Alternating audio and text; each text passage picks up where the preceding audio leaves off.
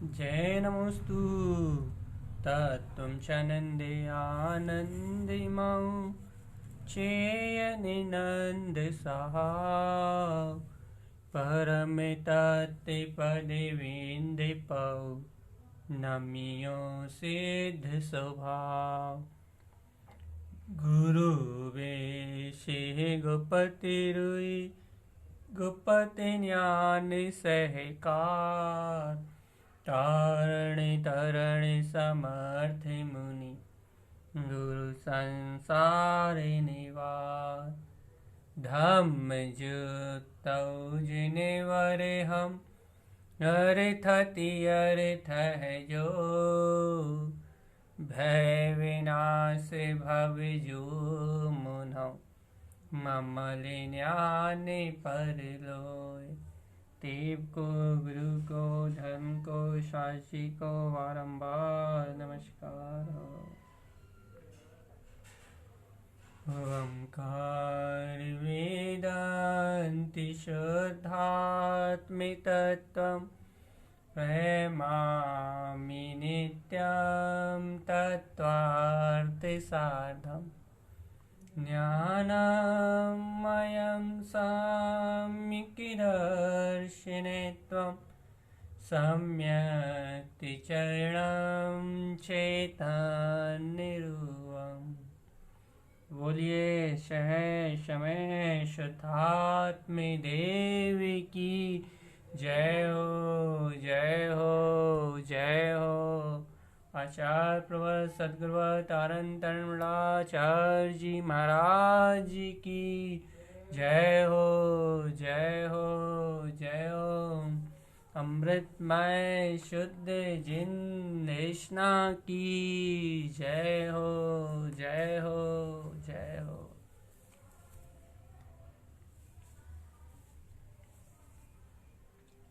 जिनेंद्र परमात्मा का अमृतमय शुद्ध जिन उपदेश। ये क्या है वे अमृतमय शुद्ध उपदेश? क्या कह रहे हैं सर्वज्ञ परमात्मा?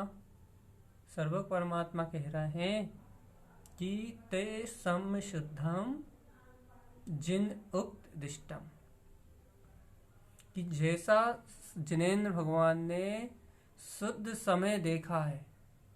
देखो सीधा प्रमाण देते हैं आचार्य तारण तरणदेव जिन भगवान की वाणी से, क्या कि जैसा जिन भगवान ने समय का रूप देखा है।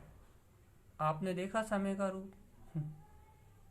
भैया अपन कहेंगे समय का रूप अर्थात भैया समय मतलब भैया ये जो काल का परिवर्तन चल रहा है, भूत वर्तमान भविष्य जन्म मरण चल रहा है, पर्याय बदलती हुई दिखाई दे रही हैं जी। ये जो हमें पर समय का जो परिणमन दिख रहा है यही देखा हमने। तो बदलते हुए शरीर, बदलती हुई स्थितियाँ, बदलती हुई अवस्थाएं, बदलती हुई मान्यताएं, बदलते हुए संस्कार, ये पर समय देखा है।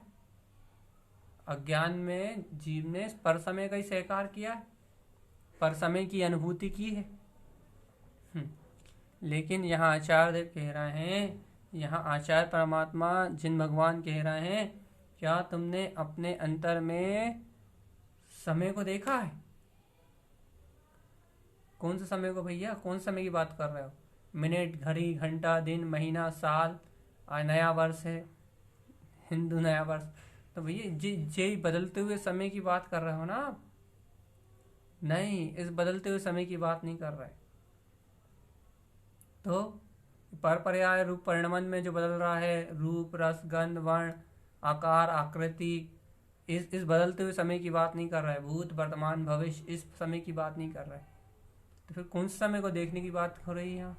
कौन से समय को देखने की चर्चा हो रही है यहाँ? उस समय को देखने की चर्चा हो रही है जो स्वसमय में है, जिन उक्त दिष्टम, जिन भगवान की दृष्टि में दिखाई दे रहा है। वही कौन सा समय? ते सम शुद्धम, जो शुद्ध समय है। क्या आपने कभी उस शुद्ध समय को देखा है? एक शुद्ध समय कैसा है? वो ये पर समय रूप भूत वर्तमान भविष्य की कल्पनाओं से परे है। भाई वो शुद्ध समय कैसा है? वह शुद्ध समय राग देश मोह विकार कर्तृत्व भोक्तृत्व ये जितना भी संयोगी परिणाम हैं, ये जितने भी संयोगी भाव हैं, इन समस्त कर्तृत्व भोक्तृत्व संयोगी भाव से परे है। वो जो इन सब पर्याय परिणाम प्रभाव से जो परे है, क्या आपने उस स्व समय को देखा, शुद्ध समय को देखा है? शुद्ध समय को देखने की, शुद्ध समय को जानने की, शुद्ध समय को अनुभवने की बात है यहाँ। जिन भगवान के द्वारा देखा गया समय, शुद्ध समय, वह शुद्ध समय कैसा है उसको देखने की बात चल रही है। अच्छा, कौन सी दृष्टि से देखेंगे भैया? अपनी श्रद्धा ज्ञान की जो दृष्टि है, अपने आत्म अनुभव की जो दृष्टि है, उस दृष्टि से देखने की बात चल रही है।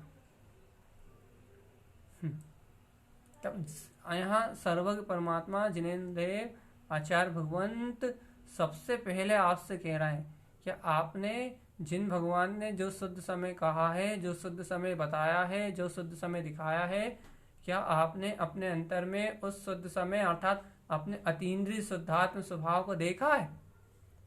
हाँ, यदि आपने उस समय को देखा है, यदि आपने उस समय को जाना है, यदि आपने उसका अनुभव किया है, यदि आपने उस शुद्ध समय को अपने अंतर में शाश्वत ध्रुव अचल सत्ता के रूप में पहचाना है, यदि उस सत्य सत्ता को यदि आपने अपने अनुभव से चखा है, यदि उस शुद्ध सत्ता को आपने अपने अंतर में प्रकाशित होता हुआ देखा है, तो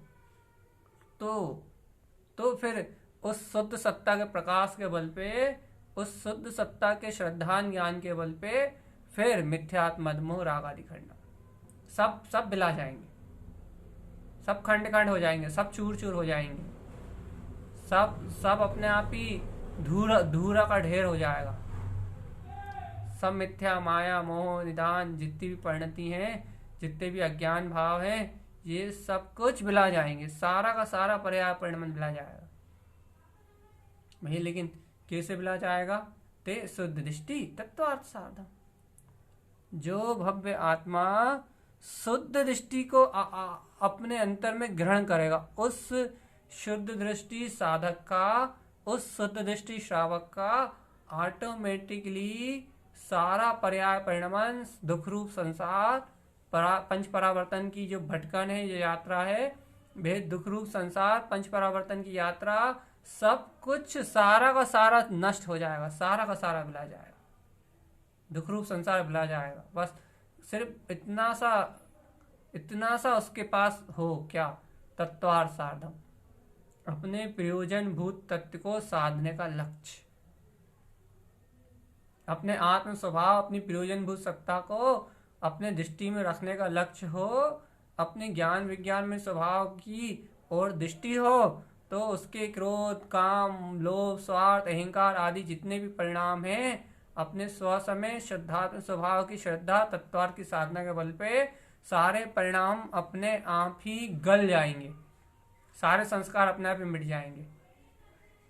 और वर्तमान में हैं भी यदि वो संस्कार, तो वे सारे संस्कार अपने से भिन्न जानने में आएंगे कि क्रोध मुझसे भिन्न है, काम विकार मोह मद माया ये सारे परिणाम मुझसे भिन्न है, मैं इन सारे परिणामों में एकत्र करने वाला नहीं हूँ, मैं इन सारे विभाव परिणाम से, इस शरीर आदि संयोग से, इस सारी कार कर्म की अवस्थाओं से चलने वाले परिणामन से एकदम भिन्न निराकार चैतन्य परमात्मा शाश्वत सिद्ध स्वरूप है मेरा।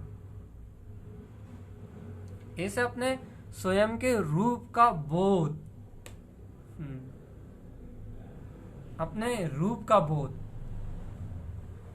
मेरा रूप, मेरा अनंत चतुष्टय में रूप, मेरी अनंत चतुष्टय में सत्ता, मेरा अनंत चतुष्टय में प्रकाश, कि मैं अनंत सर्वज्ञ स्वरूपी परमात्मा, सर्वज्ञ स्वभाव है मेरा, सर्वज्ञ स्वभाव है मेरा, अर्थात तीनों काल तीनों लोकों में जो ज्योति जल रही है, बस वो ज्ञान ज्योति मात्र में हूं बस। देखो जीव इस सत्य को अपने अंतर से चिंतन भी नहीं कर सकता, चिंतन से भी परे है ये सत्य। देखो, 3 काल 3 लोक में जो शाश्वत ज्योति स्वरूप व्यक्त है, जिसमें 3 काल 3 लोक और तीनों काल के समस्त द्रव्यों का परिणमन, उनकी समस्त गुण, समस्त द्रव, समस्त पर्याय, सब कुछ एक क्षण में झलक रहे हों, एक समय में सब कुछ प्रकाशित हो रहा हो, लेकिन ऐसे अलौकिक अद्भुत तेज रूप तीनों लोगों को प्रकाशित करने के बाद भी वह अपने शुद्ध निर्विकल्प आनंद में निमग्न हो, ज्ञान परमानंद में लीन हो, स्वरूप चतुष्टय में प्रकाशित हो रहा हो। ऐसी अचिंत्य महिमा जिसका चिंतन भी नहीं किया जा सके, वैसा आत्मा स्व समय में परमात्मा हूं मैं, इसका चिंतन भी नहीं किया जा सकता। चिंतन करके भी मात्र जिसे अनुबोधन भर कर सकते हैं, बस कहा हो तो चिंतन करके भी जिसके करीब जाने का उपाय किया जा सकता है, जिसकी ओर उसकी ओर बढ़ने की एक धारा बनाई जा सकती है, बस चिंतन करके भी। जबकि वो ये चिंतन से भी नहीं है, चिंतन में भी नहीं है। इतना सहज, इतना सरल और इतना अनंत बल का स्वामी, इतना अनंत वीर का स्वामी, वह अपना चैतन्यमय परमात्मा है, स्व समय है। लेकिन अपने को ऐसे स्व समय का, अपने शुद्ध समय का विश्वास ना हो के इन एक एक समय की पर्याय धाराओं का विश्वास है कि ये कर देगा, ये नहीं करेगा, ऐसा हो जाएगा, ऐसा नहीं होगा, ऐसा हो रहा है, ऐसा क्यों नहीं हो रहा। इन पर्याय धाराओं के विकल्प अधिक हैं, इन पर्याय धाराओं पे विश्वास अधिक है, इन पर्याय धाराओं की उलझन अधिक है। तो इन पर्याय धाराओं की उलझन अधिक होने के कारण से, इन पर्याय धाराओं का विश्वास अधिक होने के कारण से जो सहज बरत रहा है अपने स्वरूप में, अपने निराकार सिद्ध स्वरूप में, जो सहज प्रकाशित हो रहा है अपने आनंद में, अपने चतुष्टय स्वभाव में, जो सहज बरत रहा है अतीन्द्रिय आनंद में, जो अपना स्वभाव ही है, वो सहज बरतता हुआ अपना सहजानंद में अपना जिन स्वरूप अपनी दृष्टि में जम नहीं पा रहा। ये कारण नहीं जमने का कारण मात्र इतना सा है, बस हल्का सा कारण है, बस एक छोटा सा कारण है। ये क्या है वो छोटा सा कारण? तो भाई कौन सा वो छोटा सा कारण अब भी खत्म कर दे रहा है? इतना आसान नहीं उसे खत्म करना। क्या है वो भैया? वो पर की ओर देखने का संस्कार, बस पर को मानने का संस्कार। कल भी स्पष्ट कर रहा था ना कि मेरा द्रव्य तो स्वसमय में ही परिणमित हो रहा है। मिथ्या दर्शन, मिथ्या ज्ञान, मिथ्या चारित्र भी मात्र मेरे ज्ञान दर्शन के गेय हैं, जानने और देखने में आ रहे हैं मात्र। यथार्थ में सत्य वस्तु स्वरूप से अभ्याली देखो तो मैं अपने द्रव्य रूप भी परिणमित हो रहा हूं, क्योंकि एक द्रव्य दूसरे द्रव्य रूप परिणमित ही नहीं हो सकता। विभाव क्या है? विभाव द्रव्य का ही मिथ्या दर्शन ज्ञान चारित्र रूप परिणमन है। बस मिथ्या दर्शन ज्ञान चारित्र रूप एक अवस्था परिणमित हो रही है और वो अवस्था ही जीव की गेय है। मिथ्या दर्शन ज्ञान चारित्र में जो अवस्था घट रही है वो ही जीव की गेय है। बस उस गेयों में जो परिणाम चल रहे हैं वो मिथ्या दर्शन होने के कारण से उन घटने वाले गेयों में, उन घटने वाली घटनाओं में जीव का एकत्व है, इसलिए संसार चल रहा है।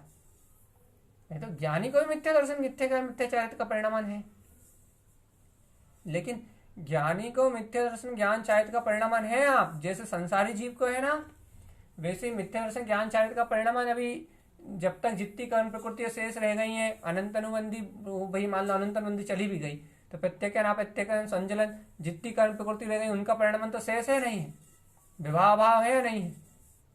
तो ज्ञानी को भी सारे कर्म की प्रकृतियों का परिणाम है, लेकिन भैया कर्म का परिणाम है, लेकिन बात कितनी सी हो गई कि वे ज्ञानी उन चलती हुई कर्म धाराओं में, उन चलते हुए कर्मों के परिणाम में मात्र सिर्फ एकत्व नहीं करा, बस इतनी से अंतर आ गया। बस एकत्व ना होने से उसके कर्म आके क्षीण हो रहे हैं, अनंत संसार रूप बन नहीं रहे। और अज्ञानी का क्या हो रहा है? सिर्फ मिथ्या दर्शन ज्ञान चारित्र वो उसके गेय है, मिथ्या दर्शन ज्ञान चारित्र अज्ञानी की गेय है, लेकिन उस गेय में एकत्र होने से उसका सब कुछ बंधता जा रहा है। अज्ञानी को संसार बढ़ता जा रहा है, और ज्ञानी के लिए मिथ्या दर्शन ज्ञान चारित्र गेय भी बन रहे हैं, तो वो उन गेयों में ना उलझ के अपने स्वसमय में परमात्मा सत्ता में एकत्र करके बैठा है बस। अपने ध्रुव स्वभाव के अभिप्राय को पुष्ट करके बैठा है बस। अपने ज्ञान आनंद गंध स्वरूप को पुष्ट करके बैठा है। अपने ज्ञान आनंद गंध स्वरूप को पुष्ट करने के कारण, अपने आनंदमय चिदानंदमय स्वभाव को पुष्ट करने के कारण उसका सारा संसार पर्याय परिणाम अपने आप ही गलता जा रहा है, गलता जा रहा है, गलता जा रहा है, गलता जा रहा है। और भाई अज्ञानी का उन मिथ्या दर्शन ज्ञान आदि ज्ञों में एकत्र होने के कारण उसका संसार परिणाम बढ़ता जा रहा है, बढ़ता जा रहा है, बढ़ता जा रहा है। संसार परिभ्रमण को बढ़ाने वाले मिथ्या दर्शन ज्ञान चारित्र की परिणतियां नहीं है। फिर संसार परिणामन को बढ़ाने वाला जीव का स्वयं का अपना जो स्वभाव है उसका विस्मरण है बस। मिथ्या दर्शन ज्ञान चारित्र की परिणति तो मात्र परिणमन है। ये बात अच्छे से स्वीकार करो। मिथ्या दर्शन ज्ञान चारित्र की परिणतियां तो मात्र परिणमन है, इस समय की पर्याय धारा है। यदि ज्ञानी उसमें एकत्र नहीं करता तो वो छूट जाता है, अज्ञानी एकत्र करता है तो उसमें रत रहता है। तो ज्ञानी की अंतरंग दशा क्या है? ज्ञानी की अंतरदशा ये है कि ज्ञानी स्वसमय स्वभाव अपने आत्म स्वभाव में एकत्र कर रहा है। स्वसमय स्वभाव अपनी आत्म सत्ता में जम के बैठा हुआ है। स्वसमय स्वभाव अपने तत्वाद की साधना को निष्ठा पूर्वक कर रहा है। मुक्ति मार्ग में पूर्ण जोर शोर से आगे बढ़ रहा है, अपने ज्ञान स्वभाव के बल पे, अपने तत्व के बोध के बल पे, अपने स्वसमय स्वरूप के सहकार के बल पे। तो अर्थात स्वसमय स्वभाव का सहकार होने के कारण से, स्वसमय स्वरूप प्रतीति में होने के कारण से ज्ञानी इन कर्मों से भिन्न है, संसार से भिन्न है, चलने वाली मिथ्या परिणतियों से भिन्न है। उसके कर्म क्षय हो रहा है। अज्ञानी में क्या नहीं है? बस ऐसे स्वसमय स्वरूप का सहकार नहीं है, इसलिए उसका संसार बढ़ता जा रहा है। तो भैया मूल क्या है? मूल है तत्वार्थ साधन, शुद्ध दृष्टि। मूल है स्वसमय स्वभाव का बोध, स्वसमय स्वरूप की जागृति, ज्ञान विज्ञान में अपने अनंत स्वभाव की रुचि। ये रुचि है कारण, ये तत्व का बोध है कारण, ये तत्व का अभिप्राय है कारण। भिन्नता होने का, जागृत होने का कारण तत्व मात्र का सहकार है।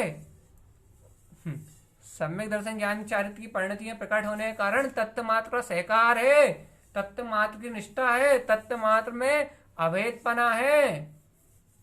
कोई किसी प्रकार की क्रिया से, किसी प्रकार के स्वभाव से, किसी प्रकार के बाहरी प्रपंच से नहीं हो रहा उसको ये संसार से भिन्नता। किसी प्रकार के अज्ञान के कारण नहीं हो रही उसे कर्मों से भिन्नता।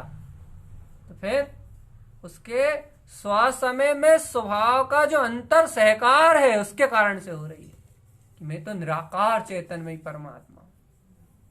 इस स्वसमय स्वभाव का सहकार होने से उसको स्वयं ही संसार के सारा परिणाम, संसार की सारी मिथ्या भावनाएं ये अपने से भिन्न जानने में आ रही हैं। अर्थात मेरा स्वभाव नहीं है, ऐसी स्वीकारता में आ रही हैं। और जब ऐसी स्वीकारता में आ रही हैं तो फिर वो उन परिणतियों से विरक्त होने की भावना कर रहा है, या फिर उन परिणामों का, उन परिणतियों का आत्मज्ञान की जागृति पूर्वक खंडन कर रहा है और अपने आप को उनसे भिन्न, अपने आप को उनसे रहित समय रूप स्वीकार कर रहा है। स्वसमय रूप, शुद्धात्मा में चैतन्य में आत्मा, शुद्धात्मा स्वभाव रूप सहकार कर रहा है। मैं चैतन्य में आत्मा, इस रूप सहकार कर रहा है ज्ञानी जीव अपने आप को। भैया मैं तो चैतन्य में ज्ञायक पिंड परमात्मा हूं, ज्ञान पिंड है मेरा रूप। ज्ञान और आनंद में मेरा स्वभाव है, सूक्ष्म स्वभाव, सूक्ष्म अतीन्द्रिय स्वभाव मेरा ज्ञान और आनंद में है। मैं सूक्ष्म अतीन्द्रिय स्वभाव ज्ञान और आनंद में सकता हूं कि पर्याय, प्रभाव, परिणाम ये सारा संयोग, ये भाव मेरा भाव नहीं है, ये तो अवस्था है। अर्थात जी मिथ्या दर्शन, मिथ्या ज्ञान, मिथ्याचार्य, ज्ञानावरणी, दर्शनावरणी, अंतराय, मोहिनी, इन कर्मों का कारण संसार में नहीं है। नहीं, ये कर्म तो निमित्त मात्र है। ये कर्म तो, ये मिथ्या दर्शन, ज्ञान, चारित्र, तो ये दर्शनावरणी, ज्ञानावरणी, अंतराय, मोहिनी, ये सारे कर्म तो सब क्षयोपशमिक भाव। फिर जीव इस संसार में है, निमित्त अपेक्षा से कहते हैं क्या कि सम्यक दर्शन नहीं है। सम्यक दर्शन का अर्थ है ये है कि आत्म स्वभाव स्वसमय स्वरूप की सहकारिता नहीं है।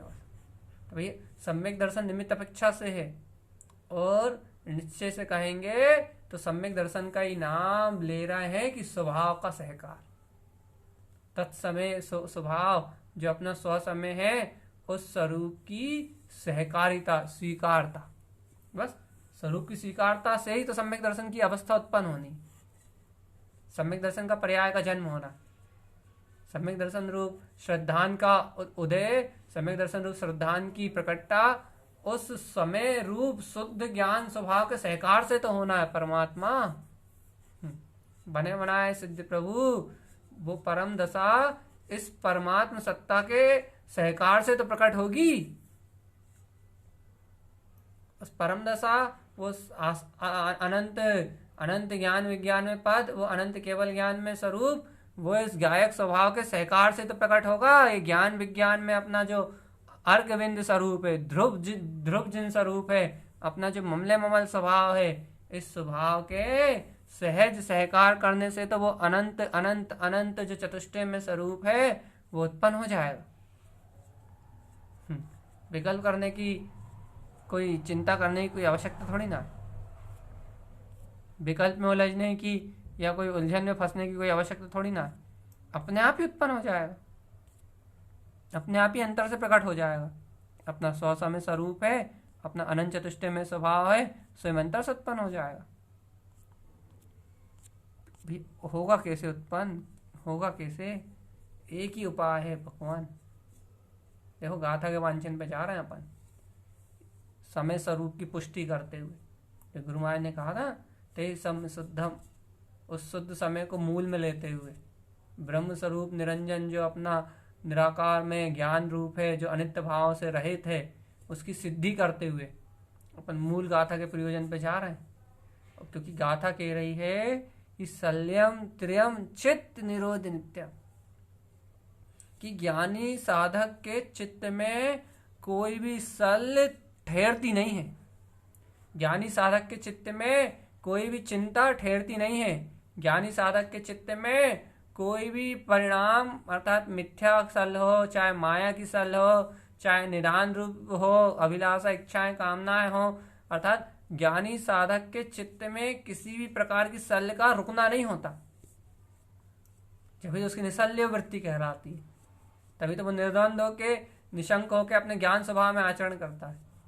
ज्ञानी साधक के चित्त में किसी भी प्रकार की सल ठहरती नहीं है। क्यों नहीं ठहरती भैया? क्योंकि यदि उसके चित्त में यदि कोई सल ठहर जाए,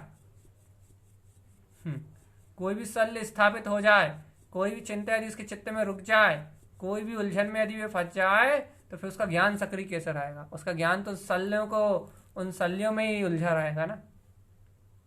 यदि ज्ञान सल्य में उलझा रहेगा, यदि ज्ञान विकल्प में उलझा रहेगा, यदि ज्ञान अज्ञान परिणतियों में उलझा रहेगा, तो फिर पुरुषार्थ कौन करेगा?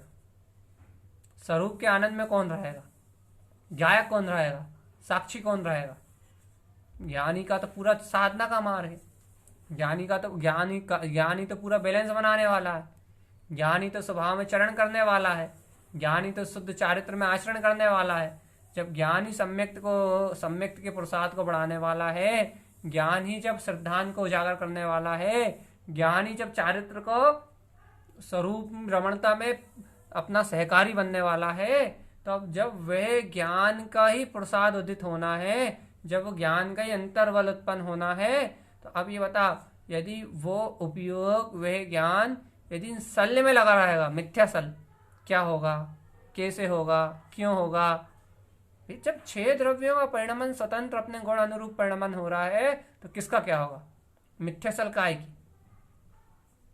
मिथ्या सल का अर्थ है सीधा कहीं कब होगा, क्या होगा, ऐसा तो नहीं होगा, वैसा तो नहीं हो जाएगा, यहाँ तो नहीं हो जाएगा, मुझे तो कोरोना नहीं हो जाएगा, मेरा मेरा रिश्तेदार तो कोरोना से नहीं मर जाएगा। तो क्या हो जाएगा, कब हो जाएगा, कैसे हो जाएगा, क्यों हो जाएगा, क्यों नहीं हो रहा, कब हो रहा, कहाँ हो रहा, किसके साथ हो रहा, कब हो रहा, क्यों नहीं हो रहा, कहाँ नहीं हो रहा, ये जितना भी कहाँ क्यों कब कैसे जितना भी है ये सब मिथ्या सल में आएगा।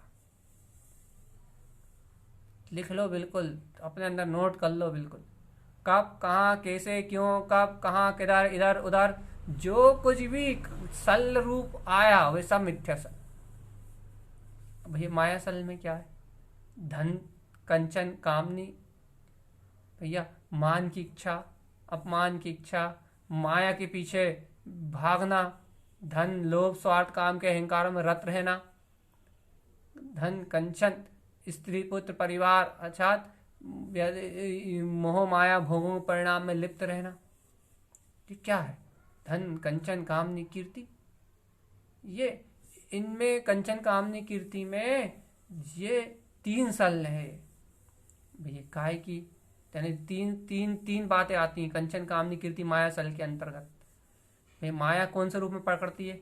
या तो भैया आपको प्रशंसा चाहिए, यश चाहिए, इस रूप में पकड़ेगी, या तो भोग परिणाम के रूप में पकड़ेगी, या तो पुत्र परिवार समाज संप्रदाय इसको बढ़ाने के लिए पकड़ेगी आपको। माया का रूप है, तीन रूपों में आएगी। या तो कंचन सोना चांदी महल अटारी, कामनी वही स्त्री भोग आदि पर्याय परिणमन, और भैया कीर्ति यश भोग, यश की कामना मान सम्मान, जी भैया ये माया सल हो गई। मिथ्या सल कब कहाँ कैसे, माया सल कंचन कामनी कीर्ति, और बची निदान सल मतलब भविष्य की और भूत की चिंता, कल्पनाएं अभिलाषाएं। भूत में क्या हुआ था उसके लिए आत्रोध्यान, या भविष्य में क्या करना है इसकी योजना में आत्रोध्यान, ये हो गई निदान। अब जब पूरा उपयोग आपका यहीं यहीं घूम रहा है, कहीं मिथ्या सल में, कहीं माया सल में, और कहीं निधान सल में, जब पूरा उपयोग यदि इन तीन में से कोई एक सल में भी घूम रहा है तो बताओ, जब ये शल्य रूप चुभन आपके चित्त में बनी हुई है तो अब चित्त निराकुलता का वेदन कैसे करे? कहते तो सब है भाई हमें निराकुलता का आनंद नहीं आता, हमें निर्विकलता का आनंद नहीं आता, हमें ज्ञान के अतीन्द्रिय स्वभाव का आनंद नहीं आता, हम निराकुल नहीं हो पाते, हम निर्द्वंद नहीं हो पाते। अब चाहते तो सब निराकुलता है, चाहते तो सब निराकुलता का आनंद लेना है। सभी यही चाहते हैं भैया निराकुल रहें, निराकुलता का आनंद ले, निराकुल स्वभाव को भोगें, सब निराकुल होना चाहते हैं, सब चिंताओं से मुक्त होना चाहते हैं, लेकिन शल्य को कोई छोड़ता ही नहीं, चिंताओं को छोड़ना नहीं चाहते, शल्यों को छोड़ना नहीं चाहते, पर के कर्तव्य भाव को तोड़ना नहीं चाहते, और चाहते निराकुलता,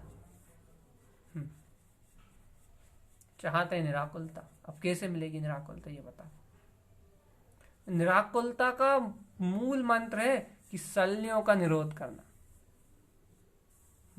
वस्तु स्थिति को स्वीकार करना, जिन भगवान के वचनों को स्वीकार करना। जब प्रत्येक द्रव्य का परिणमन अपनी योग्यता से हो रहा है, जब त्रिकालवर्ती परिणमन अपनी वस्तु व्यवस्था के अनुसार स्वतंत्र परिणमित हो रहा है, अटल क्रमबद्ध जहां जैसा घटना है अपनी पर्यायगत योग्यता अनुसार प्रकट हो रहा है, जब मैं उसका कर्ता भोक्ता और स्वामी नहीं हूं, मैं अनंत चतुष्टय में परमात्मा हूं, तो फिर कहाँ क्या हो रहा है, क्यों हो रहा है,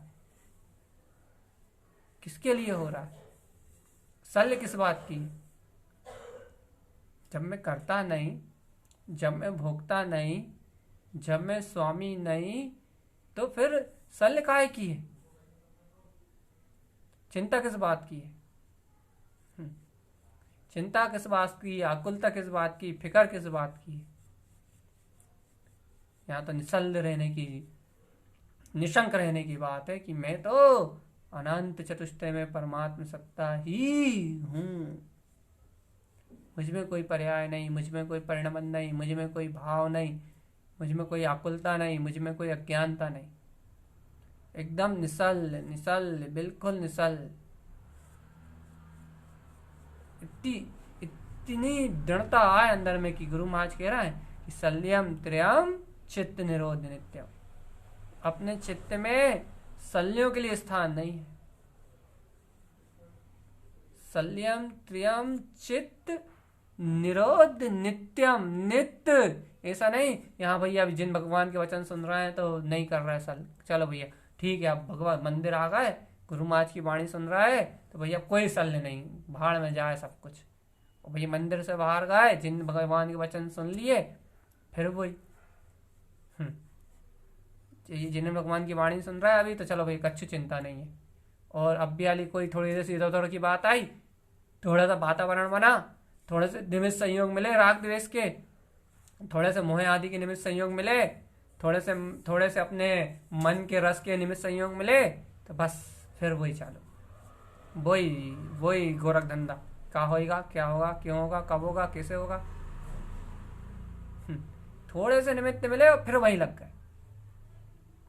जिन भगवान के वचन सुन रहे तो हाँ भैया बिल्कुल सही, चिंता नहीं करना, इतने समय छोड़ दे रहा, बहुत बड़ी बात है। तो लोग तो इतने समय भी नहीं छोड़ पाते, लेकिन अब पुरुषार्थ बढ़ाने की बात है ना कि भैया हाँ जिन भगवान के वचन सुन रहे अब तो भैया बिल्कुल बहुत अच्छे, हाँ भैया बिल्कुल नहीं, कोई चिंता नहीं, अभी तो आनंद ही आनंद है भैया। इतना हो गया धन्यवाद के पात्र, ये सच्चे श्रद्धान के बल पे, जिन भगवान की वाणी की रुचि के बल पे, कि जिन वचन सुनते हैं जब तक तो भैया निसल्ल रहते हैं, बिल्कुल चिंताओं से मुक्त रहते हैं, सब विकल्प छोड़ देते हैं। चलो भैया अच्छी बात है कि भाई जिन भगवान के वचन की रुचि लग जाने से इतना तो हो गया कि भाई सल्य नहीं आती, अब चिंताएं इतनी नहीं होती, इतना उपयोग बाहर में नहीं भटकता। लेकिन यहाँ से हटे, इन निमित्त से हटे, जिन भगवान के वचन के अपने चिंतन मनन से हटे, थोड़ा सा इधर संयोग में गए और थोड़े से संयोग में जुड़े, थोड़े से कोई निमित्त आए और बस फिर वही गोरख धंधा चालू। बाहर में परिणमन बदलने की बात नहीं कर रहे भैया, संयोग में ही मत जाओ, निमित्त में ही मत जुड़ो, निमित्तों को ही मत देखो। अब रहना तो इन संयोगों के बीच में ही होगा ना, क्योंकि जैसे कर्म बांधे वैसे संयोग निमित्त तो रहेंगे, जैसी कर्मों की व्यवस्था वैसी सारी अनुकूलताएं प्रतिकूलताएं तो रहेंगी। लेकिन इन संयोगों के बीच में जाने के बाद भी तुम्हें जिन भगवान की आज्ञा तो याद रहे कि सल्यम त्रियम चित्त निरोध नित्यम। मुझे भी कथा व्यसन फालतू चिंताएं फालतू सल्य को अपने चित्त में स्थान देना ही नहीं है। क्यों? क्योंकि जिन भगवान ने कहा है कि नित्य एक काम है अपना, क्या कि सल्यों का निरोध करना। काम चाहिए ना, परतत्व बुद्धि को काम चाहिए ना, तो एक ही काम है कि सल्यम त्रियम चित्त निरोध नित्यम। और बुद्धि के बल पे ये होगा नहीं, ये होगा श्रद्धा का बल। सम्यक बुद्धि श्रद्धा के साथ होगी तो भी हो जाएगा, गाढ़ प्रगाढ़ श्रद्धा के साथ होगी तो। कि सल, तीन प्रकार की सल जीव के जीवन को अधोपतन कराने वाली है, जीव के चित्त को विक्षिप्त करने वाली है, जीव की आत्मा को वेदना देने वाली है। ये तीन प्रकार की सल जीव के लिए अहितकारी हैं, जीव के लिए अमंगलकारी हैं। ऐसा अपने अंतर में ऐसा श्रद्धान जगाना पड़ेगा कि श्रद्धान की भैया ये सल आत्मा का घात करेंगी, सूल की तरह चुभेंगी। और यदि सल ये वर्तमान में तो कष्ट देंगी, वर्तमान में तो आकुलता का कारण है ही, वर्तमान में सूल की तरह चुभी रही हैं, लेकिन इन सल्यों से जो कर्म बंधेंगे वे कर्म तो और आगे तक जीव को पीड़ित करेंगे। तो जैसी सल होगी, जैसी चिंता होगी, जैसा विकल्प होगा, वैसे कर्मों का आश्रय बंद होगा। जैसे कर्मों का आश्रय बंद होगा वैसे कर्म सत्ता में रुकेंगे, और जो सत्ता में कर्म रुकेंगे फिर भैया फिर से उदय में आएंगे, फिर से उदय में आएंगे, या फिर उन्हें क्षय करना पड़ेगा तो तप हो आपके पास। तो वर्तमान में कहाँ भूमिका बन रही, भविष्य में बन जाए तो अच्छी बात है। तो भैया क्या कह रहे हैं अपन, मूल पॉइंट पे आओ कि गुरु महाराज सल्यों का निरोध करने के लिए आप कह रहे हो, सल्यों की आस्था अवस्था को खत्म करने के लिए आप कह रहे हो, और वो भी थोड़ी बहुत देर के लिए नहीं, इन शल्यों का आप नित्य निरोध करने के लिए कह रहा हो कि शल्यों में एक समय भी मत रहो, शल्यों को नित्य अपनी दृष्टि से निकाल दो, शल्यों में एक समय के लिए भी मत ठहरो। अब आप नित्य इन शल्यों को निकालने की प्रेरणा दे रहे हो, नित्य इन शल्यों को हटाने का मार्ग दे रहे हो आप, तो ये शल्य हटेंगी कैसे? यदि शल्य हटेंगी तो फिर रहेगा क्या? तो उन्होंने कहा भैया ये शल्य नित्य हटेंगी, लेकिन इन शल्यों को हटाने के लिए आपको बल चाहिए पड़ेगा, आपको वीर चाहिए पड़ेगा, आपको ताकत चाहिए पड़ेगी, आपको एनर्जी चाहिए पड़ेगी। जैसे कहते हैं ना कि भैया शल्य है, पहाड़ है, सूल है, ये भैया ये शत्रु आक्रमण कर रहा है, इन्हें हटाने के लिए क्या करें भैया? इन शत्रुओं को हटाने के लिए, इन शल्यों को हटाने के लिए, ये जो बड़ा पहाड़ है इसको हटाने के लिए आपको ताकत चाहिए पड़ेगी, एनर्जी चाहिए पड़ेगी। अब कोई सी भी एनर्जी हो, आपके पास फोर्स की हो, आपके पास विद्या की हो, आपके पास कला हो, आपके पास बुद्धि की हो, आपको ताकत चाहिए पड़ेगी। बाहर में ऐसा कहते हैं ना कि फोर्स चाहिए, आपको ताकत चाहिए। ऐसे ही इन शल्यों को हटाने के लिए भैया, वो भी नित्य हटाने के लिए, नित्य इन शल्यों को जीतने के लिए, नित्य इन शल्यों से मुक्त होने के लिए भैया ताकत तो चाहिए पड़ेगी, एनर्जी चाहिए पड़ेगी। किसके बल पे शल्य हटेंगी, किसकी ताकत से शल्य मिटेंगी? तो स्पष्ट गुरुदेव ने कह दिया क्या, जिन उक्त वाणी हृदय चैतन्य। जहां जिनेन्द्र भगवान की वाणी अपने हृदय में यत्न पूर्वक स्वीकार होगी, हृदय से चेतना को चेतन से, चेतन की महिमा से आपने यदि स्वीकार करोगे, जिन उक्त वाणी को, जिन भगवान की शक्ति को, जिन भगवान के वचनों की शक्ति को यदि आप अपने हृदय में स्वीकृत करोगे, जिन भगवान के वचनों को यदि आप अपने हृदय में आमंत्रित करोगे, वो जिन भगवान के वचन यदि आपके हृदय में स्थापित होंगे, तो जिन भगवान के वचनों के बल पर, स्पष्ट कहा, जिन उक्त वाणी, जिन भगवान के वचनों के बल पर हृदय चैत्यत्वम, जो आपके हृदय में चैतन्यमय स्वभाव का जो चिंतन होगा, जो अपने स्वभाव का प्रयत्न होगा, जो अपने शुद्ध स्वभाव का अभ्यास होगा, जिन भगवान की वाणी का मंथन और चिंतन होगा, और जिन भगवान के वचनों के मंथन और चिंतन के बल पे,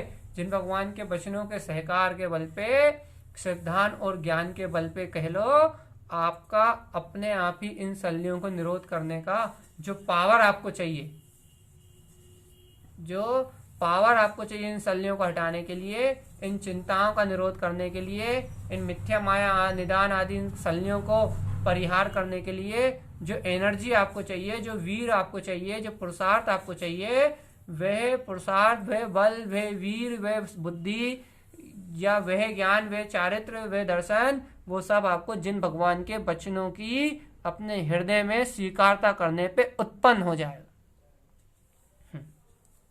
जिन भगवान की जो वाणी है, जिन भगवान के जो वचन है, जिन भगवान का जो उपदेश है, उस जिन उपदेश को जब आप अपने हृदय में गहराई से चिंतन करोगे, गहराई से मनन करोगे, गहराई से जब उस उपदेश को अंतर से पियोगे, जब गहराई से अनंत गहरे से जब वह जिन उपदेश अंतर से प्रकट होगा, तो जैसे जिन उपदेश के उत्पन्न होने से, ऐसे जिनेन्द्र भगवान की वाणी के उत्पन्न होने से वह 3 प्रकार की शल्य अपने आप ही क्षीण हो जाएंगी, अपने आप ही क्षीण हो जाएंगी।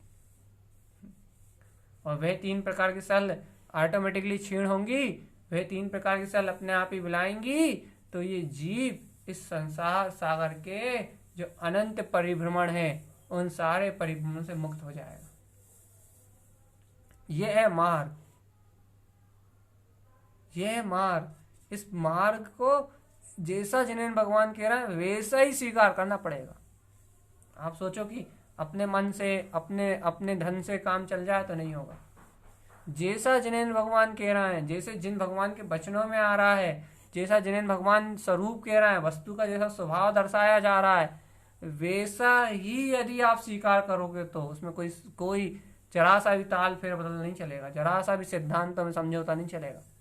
जैसा जिनेन्द्र भगवान कह रहे हैं वैसे ही उनके वचनों को स्वीकार करोगे, वैसा ही उनकी वाणी को यथार्थ रूप में स्वीकार करोगे, तो ये उनके जिन भगवान के वचनों के बल पे, जिनेन्द्र भगवान की वाणी के बल पे ये सारे के सारे जितने भी सल हैं, शंकाएं हैं, सारे के सारे भाव हैं, अज्ञान परिणाम है, मिथ्या माया निदान आदि जो सल हैं, जिनसे ये जीव अनादिकाल तक ग्रसित रहता है, अनादिकाल तक जिन शल्यों कारण ये जीव अपने ज्ञान उपयोग को नहीं जानता, अपनी आत्मरमणता को नहीं जानता, अपने शुद्ध बुद्ध स्वभाव की पहचान नहीं जानता, जिन शल्यों में उलझा हुआ ये जीव निरंतर अपनी आत्मा का घात करता है, वह शल्य एक क्षण में मिला जाएंगी। शल्यों को तोड़ने के लिए आपको जिन भगवान की वाणी का वीर चाहिए। शल्यों को हटाने के लिए आपके हृदय में चैतन्य स्वभाव का आनंद चाहिए, चैतन्य स्वभाव की चैतन्य स्वभाव के यत्न प्रयत्न पूर्वक अपने आत्म स्वभाव की अनुभूति का सहकार चाहिए। समय सार स्वरूप को आपको प्रकाश होना चाहिए। समय सार में आत्मा, शुद्ध समय सार में आत्मा, प्रयोजनभूत तत्व आपके हृदय में स्थापित होना चाहिए, क्योंकि प्रयोजनभूत तत्व आपके हृदय में स्थापित होगा, प्रयोजनभूत सत्ता आपके हृदय में स्थापित होगी, प्रयोजनभूत महाविराट सत्ता आपकी दृष्टि में दृष्टिगोचर होगी, तो ये जिन भगवान की वाणी का सहकार होने से सारी मिथ्या सल, सारे अज्ञान परिणाम और सारे द्वंद्व अपने आप ही आपके हृदय से हट जाएंगे।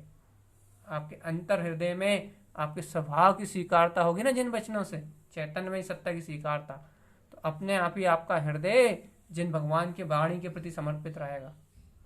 आपकी समर्पणता जिन भगवान के वचनों के प्रति होगी, उनके यथार्थ वचनों के प्रति होगी, और जब आपकी समर्पणता जिन भगवान के वचनों के प्रति होगी, तो अपने आप ही मिथ्या माया और निदान आदि जो शल्य है,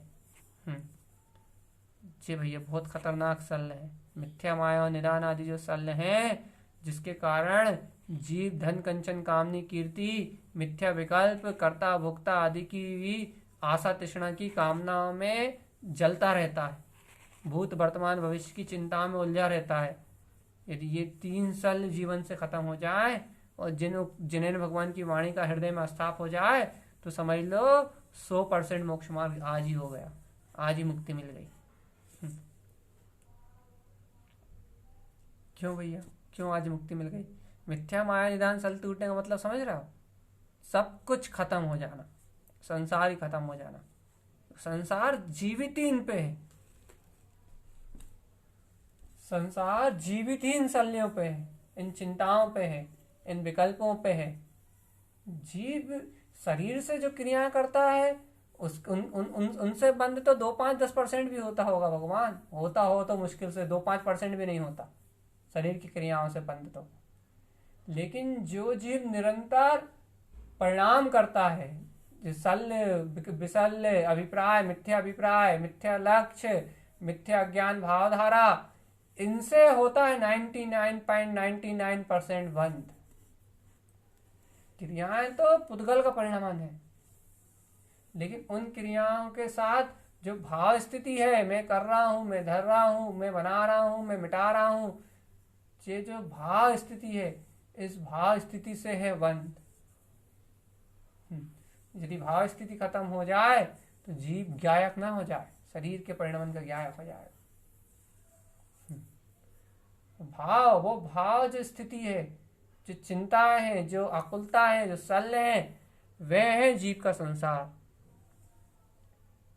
और ये जो जीव का संसार है, शल्य, चिंता, आकुलता, शल्यों का अनंत रूप परिणमन, शल्यों की जीव को जो एक में एक दशा बनी हुई है शल्यों में, इन शल्यों में जो एक में एक पना बना हुआ है, इन चिंताओं में जो एक में एक पना बना हुआ है, ये जीव का अनंत चतुर्गति यात्रा का परिणाम, बस और कुछ नहीं है।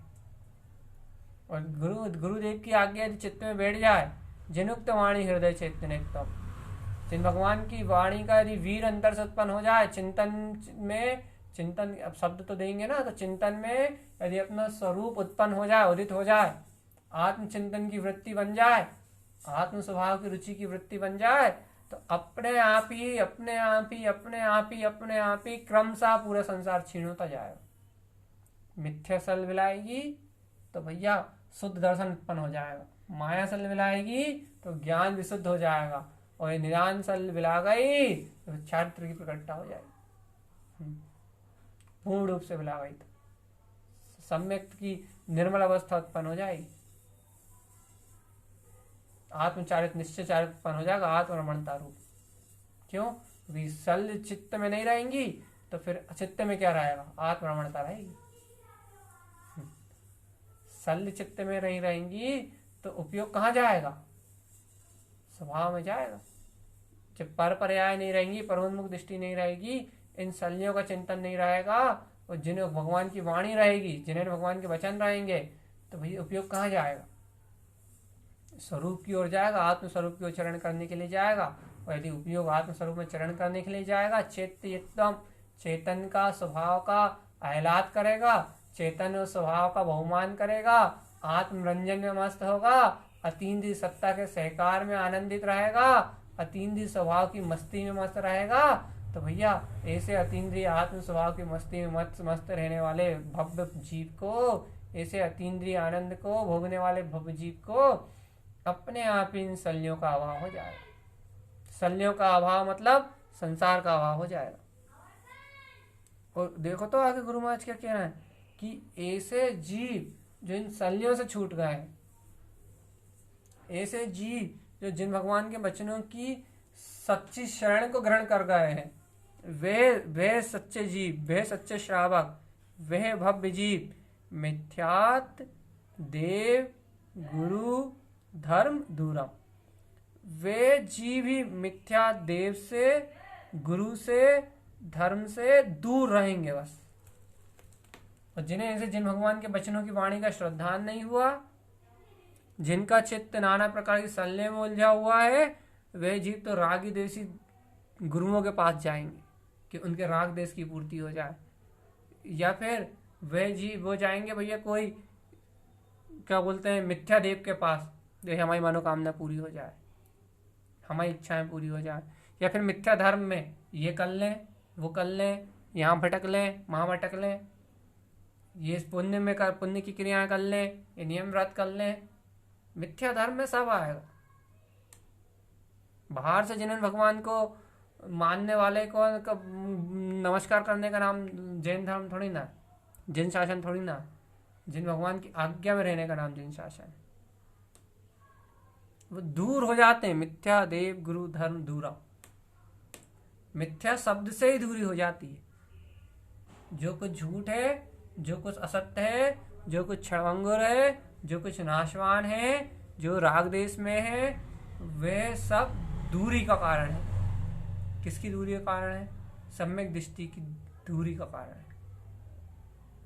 आज तो उल्टा हो रहा है। जहाँ राग मिलता है, जहाँ अपनत्व मिलता है, जहाँ मोह मिलता है, जहाँ अपने मन की पूर्ति होती है, जहाँ थोड़ी रिद्धि सिद्धि होती है, जहाँ थोड़े काम बनते हैं बाहर के, जहाँ पुण्य पाप की क्रियाओं में धर्म बताया जाता है, आजकल जीव उस ओर भग रहा है।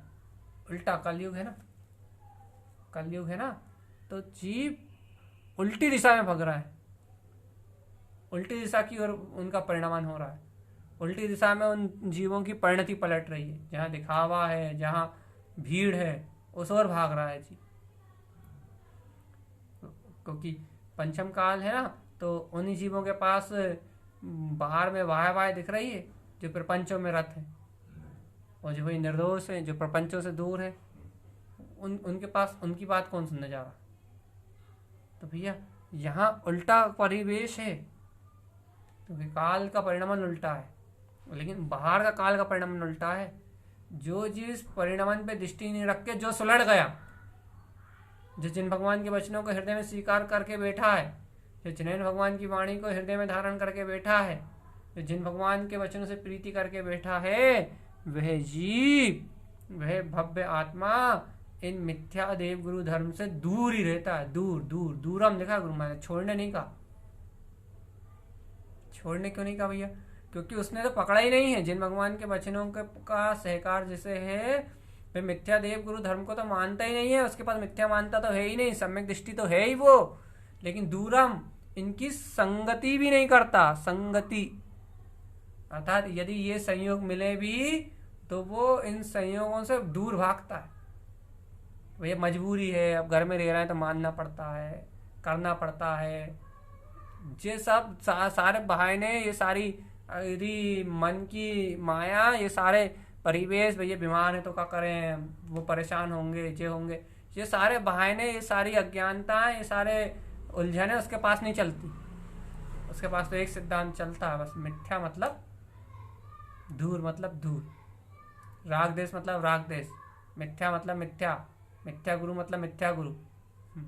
एक निर्णय होता है कि भैया नहीं मतलब नहीं, खत्म। मिथ्या मदमोह राग, बिल्कुल रागादि खंडम तो ऊपर कहा था, यहाँ गुरु ने कहा मिथ्या देव गुरु धर्म दूरा। दूर मतलब दूर, अब तुम कुछ करते रहो, तुम कुछ भी मानते रहो, तुम कुछ भी करते रहो, तुम कुछ भी बताते रहो, लेकिन वो ऐसे जीवों की संगति से ही दूर रहता है। न मिथ्या धर्म को खुद स्वीकार करता, न मिथ्या धर्म को मानने वालों को स्वीकार करता, न मिथ्या गुरु को खुद स्वीकार करता, न मिथ्या गुरु रागदेशी को अपना गुरु मानता, और न कभी मिथ्या देव की वंदना करता। अपनी आत्म अर्थात अपनी आत्म प्रशंसा के लिए, मतलब बाहर की प्रशंसा के लिए, अपने यश बढ़ाने के लिए, अपनी धन बढ़ाने के लिए, अपनी लौकिक रिद्धियां बढ़ाने के लिए कभी मिथ्या देव की ओर झांक के भी नहीं देखता। दूर हम, कितना ही लालच दे दो, कितना ही लोभ दे दो, कितनी सिद्धियां बता दो, वे उनकी शरण में जाएगा ही नहीं। दूर दूर दूर से छोड़ देगा वो, दूर से छोड़ देगा। क्यों छोड़ देगा भैया? क्योंकि शुद्धम स्वरूपम तत्वार्थ सार्थ, वो तत्व के प्रयोजन को अपनी दृष्टि में रख के बैठा है ना, वो तत्व की श्रद्धा को, तत्व के अर्थ को साधने का लक्ष्य लेके बैठा है ना, तो उसकी दृष्टि में शुद्धम स्वरूपम मात्र अपने शुद्ध स्वरूप की साधना है बस। उसकी दृष्टि में मात्र अपने शुद्ध स्वरूप की साधना है, उसकी दृष्टि में मात्र अपने चैतन्य स्वरूप की साधना है, उसकी दृष्टि में मात्र अपना मुक्ति का मार्ग है। शुद्धम स्वरूपम तत्वार्थ सार्धम, वे शुद्धता से अपने शुद्ध स्वरूप को, तत्व को, अपने ज्ञान विज्ञान में पद को, बस उसको ही साधने का लक्ष्य लेके बैठा है ना। ऐसे ज्ञान विज्ञान में शुद्ध स्वरूप की सिद्धि करने वाला साधक कभी भी मिथ्या देव गुरु धर्म की ओर झांकेगा भी नहीं। जैसे मोक्ष मार्ग को सस्त करना हो, वह राग राग राग के मार्ग में, अज्ञान के मार्ग में, मोह के मार्ग में काहे को जाएगा? शुद्ध स्वरूप की साधना करने वाला साधक है ना। गुरु ने स्पष्ट कहा है ना, शुद्धम स्वरूपम, शुद्ध स्वरूप को साधना है भगवान। कोई मजाक थोड़ी करने आया हो, कोई संसार में खेल खिलौने खेलने थोड़ी ना आया है वो।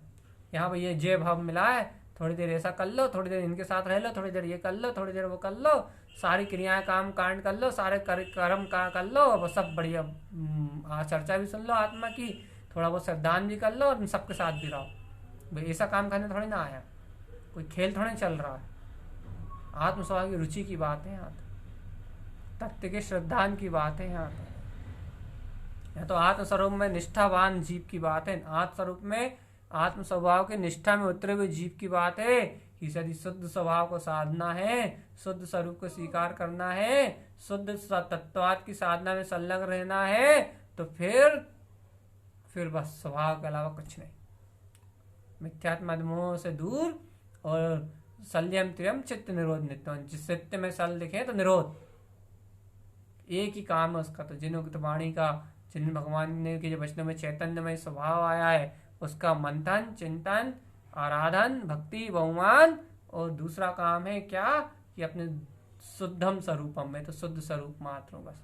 ऐसे शुद्ध स्वरूप मात्र की तत्वार्थ साधन, अपने प्रयोजनभूत अर्थ को साधना, बस एक काम है बस। मैं तो शुद्ध स्वरूपी परमात्मा, मेरा प्रयोजन, मेरा लक्ष्य, मेरा पूर्ण रुझान, मेरा पूर्ण अपना जितना भी समर्पण, वो मेरे अपने आत्म शुद्धात्म स्वभाव के लिए है बस, और किसी के लिए नहीं। मेरा पूर्ण समर्पण, मेरी पूर्ण आस्था, मेरा पूर्ण एकत्व, मेरा पूर्ण अपनत्व, मेरे मात्र सिद्ध स्वभाव के लिए है बस। सिद्धम स्वरूपम तत्वार्थ साधन, मेरी दृष्टि में एक ही है अपना शुद्ध स्वरूप। मेरे करने के लिए, मेरे लिए एक ही एकत्व में है, वो एकत्व में है मेरा अविनाशी शाश्वत सिद्ध स्वरूप बस। कोई दूसरा है ही नहीं, द्वंद्व का विषय ही नहीं है। मेरे साधने के लिए मेरी आराधना के लिए मेरे तत्व प्रयोजनभूत स्वभाव के अलावा कोई दूसरा है ही नहीं। अब जब कोई दूसरा है ही नहीं है तो फिर किसकी शरण में जाए? जब कोई दूसरा है ही नहीं संसार में, मिथ्या देव गुरु धर्म, तो किसकी शरण में जाए? सच्चे देव गुरु धर्म, बस यही है शरण व्यवहार से और निश्चय से। तो अपना ध्रुव कह दिया शुद्धम स्वरूपम, अपना ध्रुव स्वभाव, अपना ध्रुव स्वभाव, अपना ध्रुव स्वभाव, अपना ज्ञाता दिष्टा ज्ञान विज्ञान में अपना ममल स्वभाव, यह है शरण। इसकी शरण है लेने योग। अब बताओ, अब इसकी शरण लो आप, अब लो शुद्ध स्वरूप की शरण। यहाँ वो शुद्ध स्वरूपी अनंत चैतन्यमय ज्ञान विज्ञान में स्वभाव, बस वो ही मेरी दृष्टि का प्रिय हो जाए।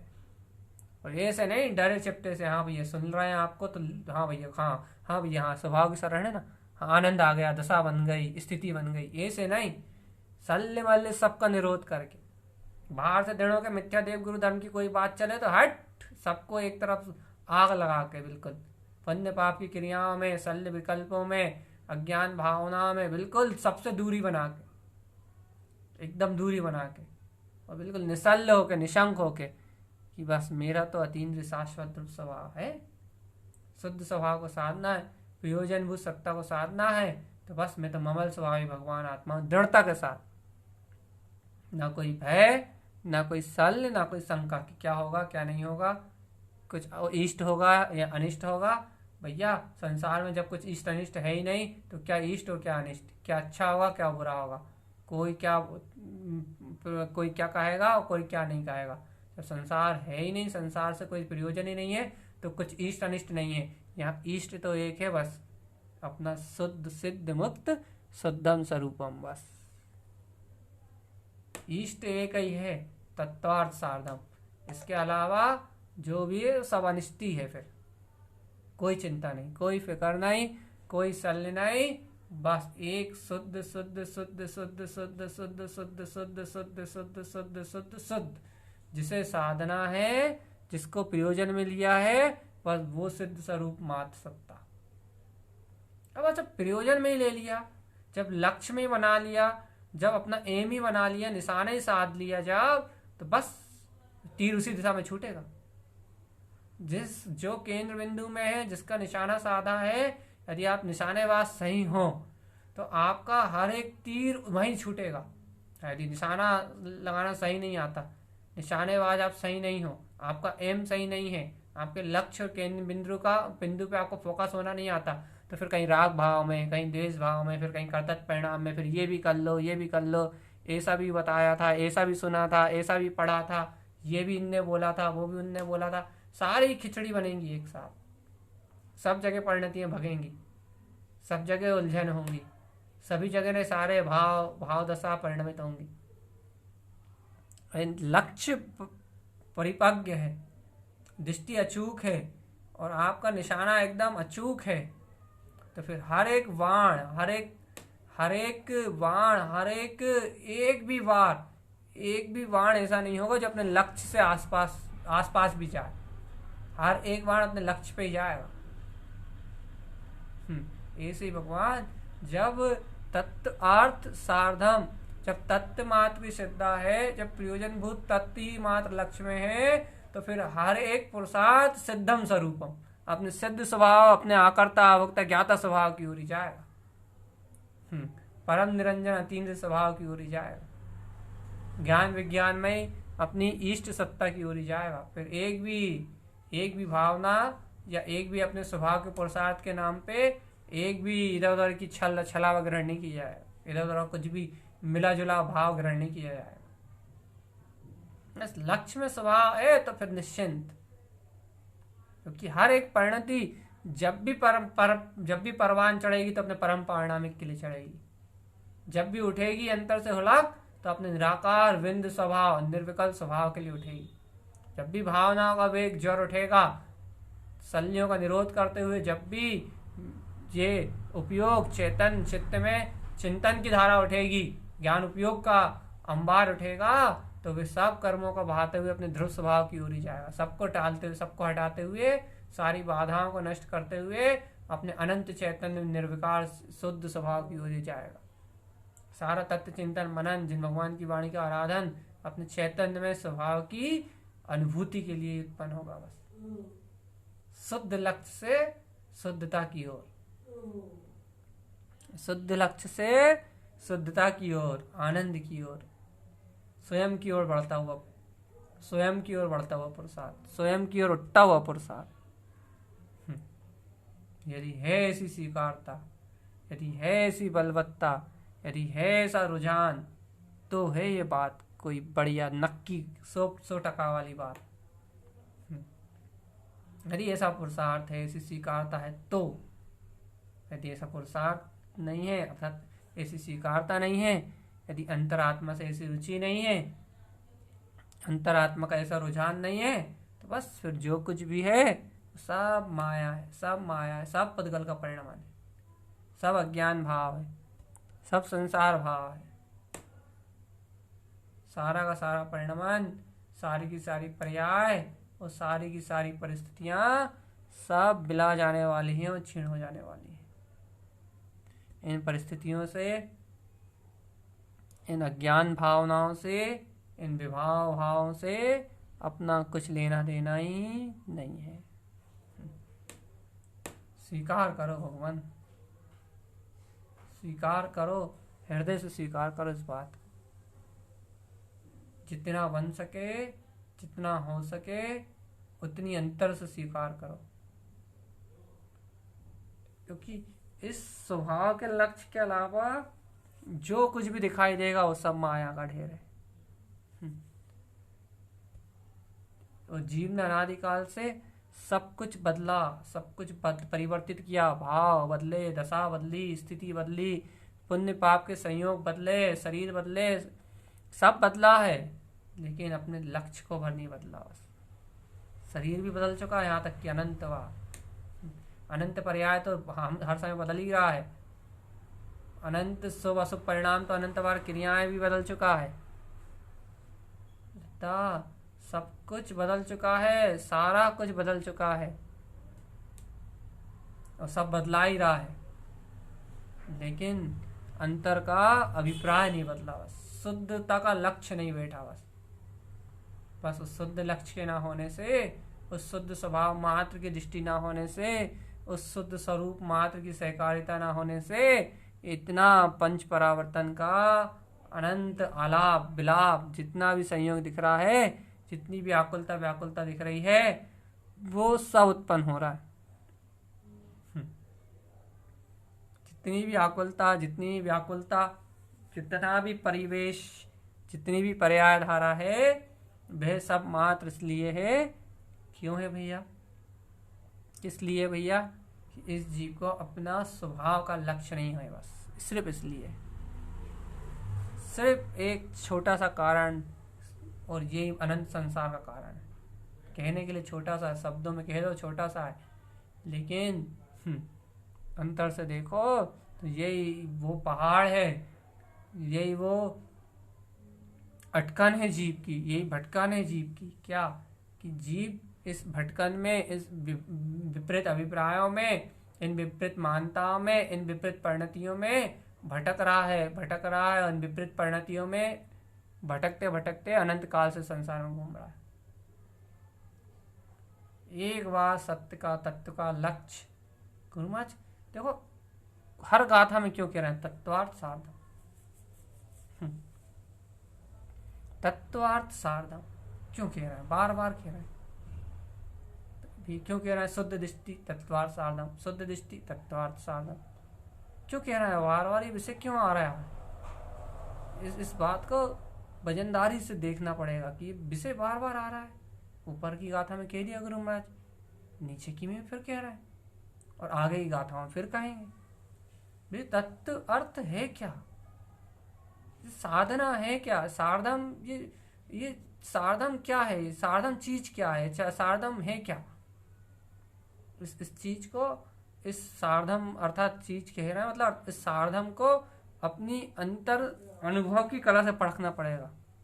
अंतर अनुभव की कला से जानना पड़ेगा। जब साधन की कला को, इस तत्वों के प्रयोजन को जब अंतर से जानोगे, तब शुद्धम स्वरूपम, तब शुद्ध स्वरूप अपने लक्ष्यभूत होगा, एकदम दृष्टि में आएगा।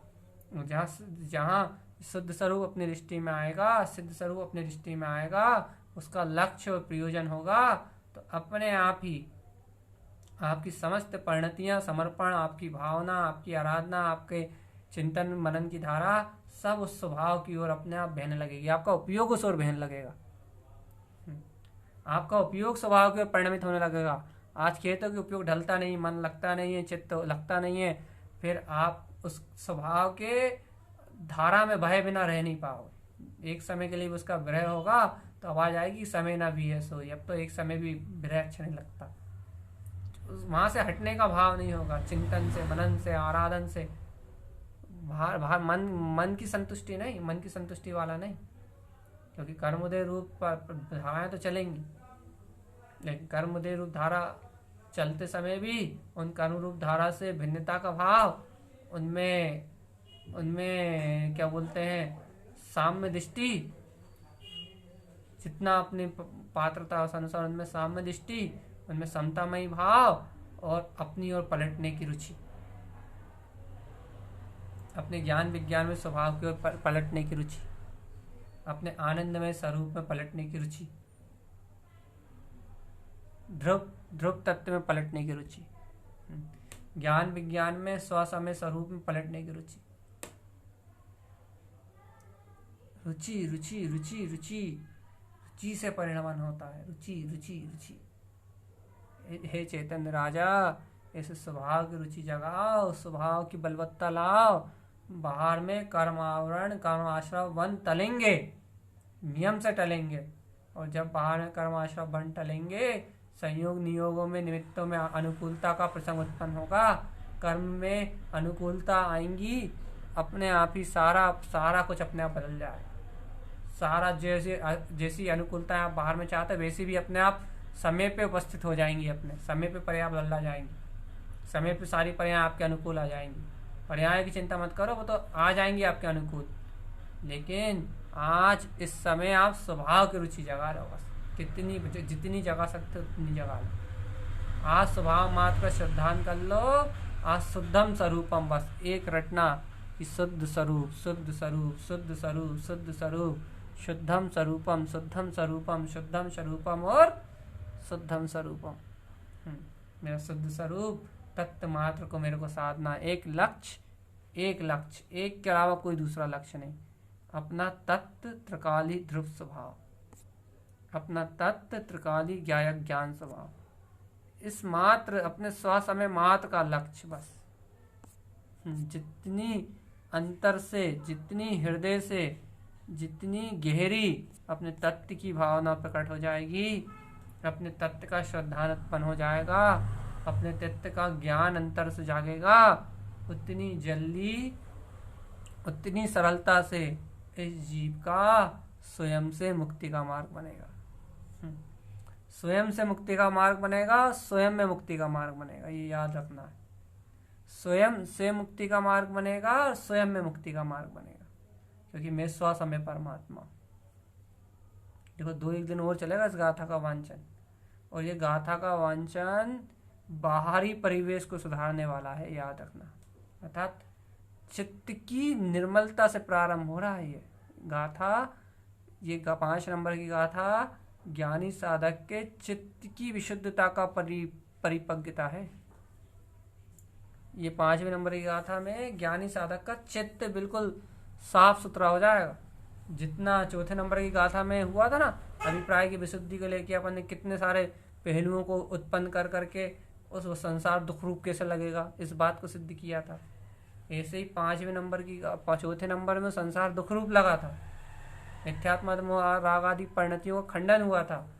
5वें नंबर की गाथा में ज्ञानी साधक, सम्यक दृष्टि जीव, आत्म स्वभाव की साधना करने वाला जीव, वो जो संसार दुख रूप है, जो से मिथ्यात्मता आदि जो परिणतियों को जो उसने खंडित किया है, अपने स्वरूप से अलग जाना है, उस श्रद्धा को जो उसने शुद्ध दृष्टि के बल पे जो तत्व की साधना करने का संकल्प लिया है, शुद्ध दृष्टि को जो उसके अंदर में उदय हुआ है, उस शुद्ध दृष्टि के बल पे यहाँ 5वें नंबर की गाथा में उस सम्यक दृष्टि जीव की चित्त की निर्मलता प्रकट हो रही है, क्योंकि तत्वार्थ की साधना गहन मार्ग है गुरु महाराज की गाथाओं में। तो यहाँ माला रंज की 5वें नंबर की गाथा उस चित्त को बिल्कुल साफ कर रही है धोखे। क्यों साफ कर रही है भैया?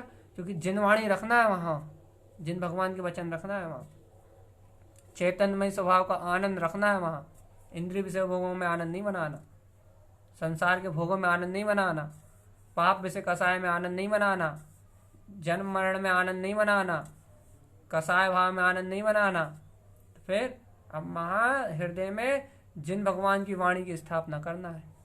तो जिन भगवान की वाणी जहाँ स्थापित होगी वहाँ मिथ्या शल्यों का कचरा कूड़ा साफ करना पड़ेगा। तो 5 नंबर की गाथा चित्त में अनंत विशुद्धि को उत्पन्न करने वाली, अनंत अनंत अनंत अनंत विशुद्धि को उत्पन्न करने वाली है। तो भैया क्या करें? भैया ऐसे अनंत विशुद्धि को उत्पन्न करने वाली गाथा चल रही है, घबराओ मत, क्योंकि चर्चा बिल्कुल चित्त की सफाई की होगी, स्वभाव के लक्ष्य को लेकर ही होगी। स्वभाव की शुद्ध स्वरूप को गुरु महाराज ने कहा ना, तो शुद्ध स्वरूप की प्रमुखता से ही होगी, शुद्ध स्वभाव की भजनदारी से ही होगी, शुद्ध स्वभाव को दृष्टि के लक्ष्य में लेकर ही होगी, शुद्ध स्वभाव की प्रमुखता से ही होगी।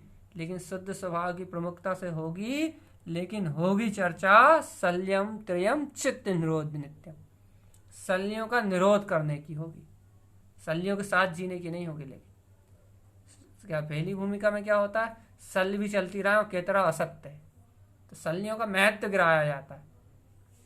लेकिन महत्व तो अपन ने अपनी भूमिका अनुसार जितना गिरा सकते थे गिराया, मानता अपेक्षा से, लेकिन अब महत्व नहीं गिराना। फिर महत्व गिरने के बाद अब उन शल्यों को ही अपने चित्त से गिराना है, उन शल्यों को ही अपने चित्त से अलग करना है। तो ये चिंताओं को, शल्यों को अपने चित्त से हटाना कोई सरल पुरुषार्थ नहीं। गुरु महाराज को मिथ्या माया निदान 3 साल बिलाने में 9 साल लग गए थे। 3 वर्ष, 3 3 6 3 का 9 वर्ष लग गए थे। मिथ्या विली 3 वर्ष, माया विली 3 वर्ष, निदान विली 3 वर्ष, 9 वर्ष लग गए थे वीतराग अवस्था को प्रकट करने में, इन 3 शल्यों से छूटने में, छायक सम्यक दर्शन को उत्पन्न करने में। जब गुरु महाराज जी को इतना समय लग गया था, तो अपने को 2-4 दिन यदि इसकी चर्चा करके 2-4 दिन यदि ऐसी चर्चा करके यदि अपने को अपने हृदय की सफाई करने का अवसर मिले, तो फिर चिंता नहीं करना, डरना नहीं, घबराना नहीं, सुनना बंद नहीं करना कि भाई कैसी चर्चा होने लगी, भगवान की चर्चा होती थी तो मजा आता था। सफाई करो बड़ी अच्छे से, शल्यों को बिल्कुल अपनी सत्ता से अलग देखो, शल्यों को बिल्कुल अपने से अलग जानो, और बिल्कुल निश्चल होके, बिल्कुल निर्भय होके एक शुद्ध स्वभाव की साधना के लिए, तत्वार्थ की साधना के लिए बिल्कुल आगे बढ़ो। तो देखो जैसा गुरु महाराज कह रहे हैं, गाथाओं में जैसा आ रहा है वैसा अपन वांछन कर रहे हैं, तो मन से बिल्कुल कुछ नहीं, बस बिल्कुल निष्ठा से, बिल्कुल स्वीकारता से एक तत्वार्थ की साधना करना है। मन को अच्छा लगे या बुरा लगे, मन लगे या नहीं लगे, लेकिन उपयोग को तो अपने स्वभाव में लगाना ही है। मन लगे या ना लगे, उपयोग को तो अपने स्वभाव में लगाना है। साधना तो तत्वार्थ की करना है, ऐसा दृढ़ निश्चय से, ऐसे दृढ़ संकल्प के साथ। एक ही बात है, एक ही गुरुदेव का उपदेश है कि भैया मिथ्या माया निरान आदि शल्यों को छोड़ के अपने शुद्ध स्वभाव की साधना में हर जीव का समय शक्ति उपयोग लगे। यही आचार्य देव का हम समस्त भव्य आत्माओं के लिए एकमात्र उपदेश है। बोलिए